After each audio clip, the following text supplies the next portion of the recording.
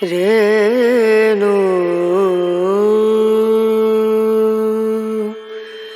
Rana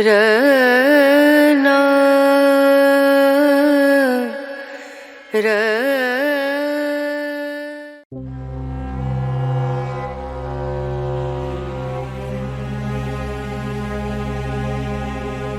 On this occasion I will convey the history of Nermer.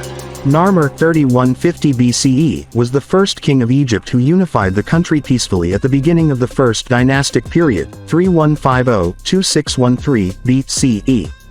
He has also, however, been cited as the last king of the pre-dynastic period, 6000-3150 BCE, before the rise of a king named Menes who unified the country through conquest. In the early days of Egyptology these kings were considered to be two different men. Nermer was thought to have attempted unification at the end of one period and Menes to have succeeded him, beginning the next era in Egyptian history. This theory became increasingly problematic as time went by and little archaeological evidence supported Menes' existence while Nermer was well attested to in the archaeological record. The great Egyptologist Flinders Petrie, 1853-1942 CE, claimed Nermer and Menes as the first pharaoh of the first dynasty and that the two names designated one man. Nermer was his name and Menes an honorific. This same understanding holds for the other pharaoh associated with Menes, Hor-Aha, 3100 BCE, the second king of the first dynasty who is also said to have united Egypt under central rule. If Hor-Aha was the ruler who achieved unification of Upper and Lower Egypt, then Menes was simply his honorific, meaning, he who endures. Some scholars claim there is no reason to argue over which of these kings may have united Egypt as the country wasn't truly united until the reign of Khsekhemwy, 2680 BCE, last king of the second dynasty and father of the king Djoser who began the third dynasty. This claim has been repeatedly challenged, however, since there is clear evidence of the king Den, 2990-2940 BCE, wearing the crown of Upper and Lower Egypt, indicating unification under his reign. More significantly, the Nermer palette, an ancient inscribed slab of siltstone, just as clearly shows Nermer wearing the war crown of Upper Egypt and the red wicker crown of Lower Egypt, and so it is generally accepted that unification first took place under the reign of the king Nermer. According to the chronology of Manetho, 3rd century BCE, Menes was the first king of Egypt. He was a king of Upper Egypt, possibly from the city of Thinis, or Hyrcanopolis, who overcame the other city-states around him and then went on to conquer Lower Egypt. This king's name is known primarily through written records such as Manetho's chronology and the Turin king list, however it is not corroborated by any extensive archaeological evidence, which is why scholars now believe the first king may have been Nermer who peacefully united Upper and Lower Egypt at some point 3150 BCE. This claim of a peaceful unification is contested owing to the Nermer palette which depicts a king, positively identified as Nermer, as a military figure conquering a region which is clearly Lower Egypt. This new method of interpreting ancient inscriptions, however valuable some may consider it, does not mean such interpretations are accurate. The argument against such interpretations asks why, if these inscriptions are to be taken symbolically, others of later periods, such as those of Ramesses the Great at the Battle of Kadesh, continue to be read literally as historical record. Van de Meerup comments further, stating, "This new approach makes it impossible to date the unification of Egypt or attribute it to a specific individual on the basis of these representations." 33-34, but notes that, whatever the case regarding the first ruler, the art of the period shows that the Egyptians linked unification with conflict.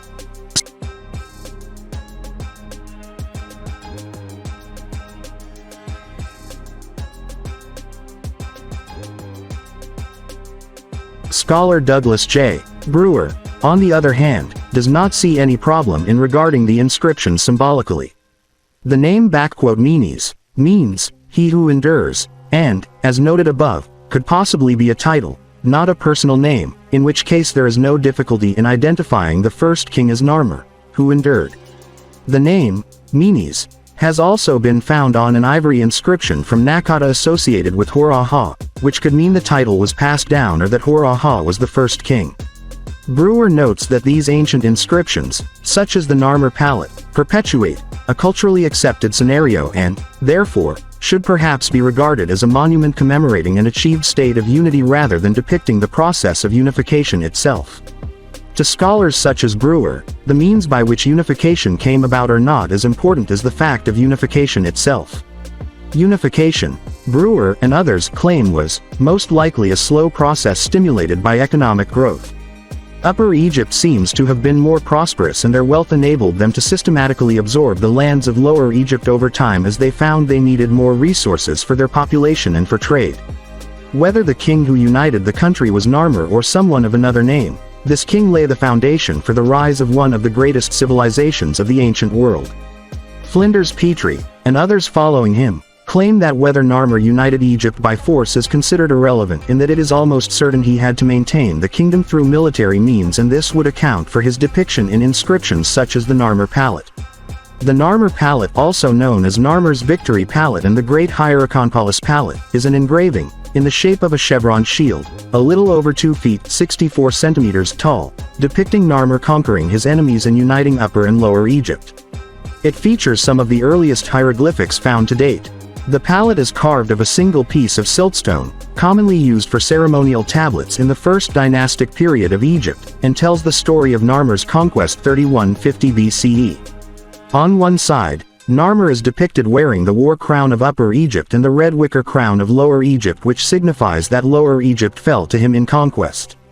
Beneath this scene is the largest engraving on the palette of two men entwining the serpentine necks of unknown beasts.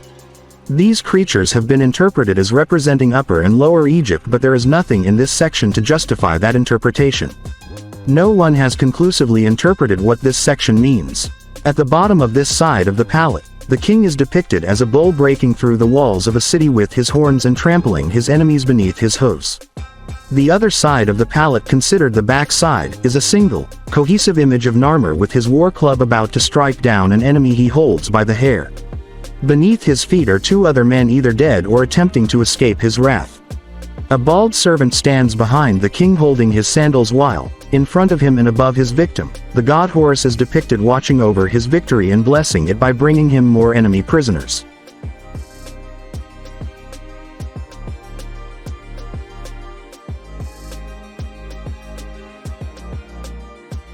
The top of the palette is engraved with bulls' heads, which some scholars interpret as the heads of cows. These scholars then interpret the cow heads to represent the goddess Hathor. It seems more sound to interpret the engravings as bulls' heads, however, since a bull is featured prominently on the palette and would symbolize the king's strength and vitality. The Nermer palette was discovered in 1897-1898 CE by the British archaeologists Quibble and Green in the Temple of Horus at Nekhen, Hierakonpolis, which was one of the early capitals of the First Dynasty of Egypt. As noted above, it was considered an account of an actual historical event until fairly recently, when it has come to be regarded as a symbolic inscription. There are many different theories concerning the palette, and each seems quite reasonable until one hears the next, and so, to date, there is no consensus on what the inscription means or whether it relates to historical events.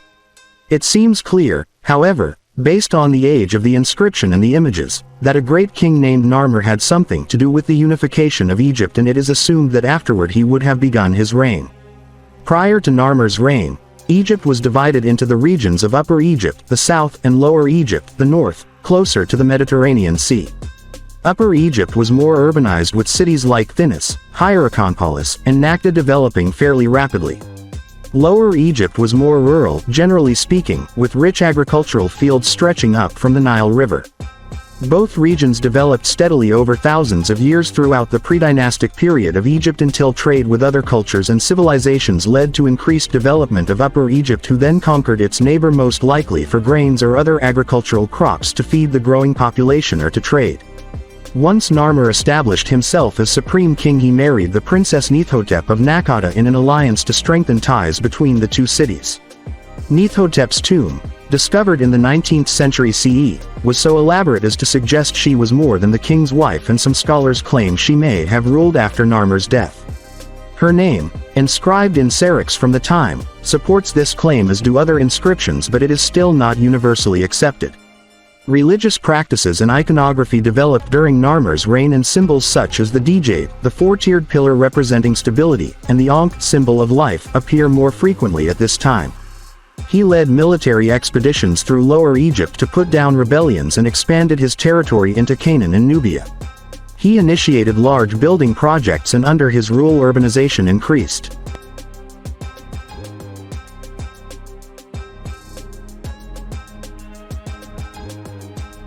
The cities of Egypt never reached the magnitude of those in Mesopotamia, perhaps owing to the Egyptians' recognition of the threats such development posed.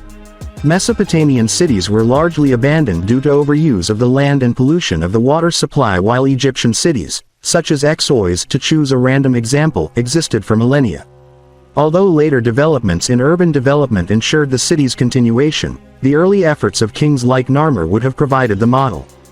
Details of his reign are vague owing to the lack of records discovered to date and, as noted above, the difficulty in interpreting those inscriptions which have been found and positively identified as relating to Nermer.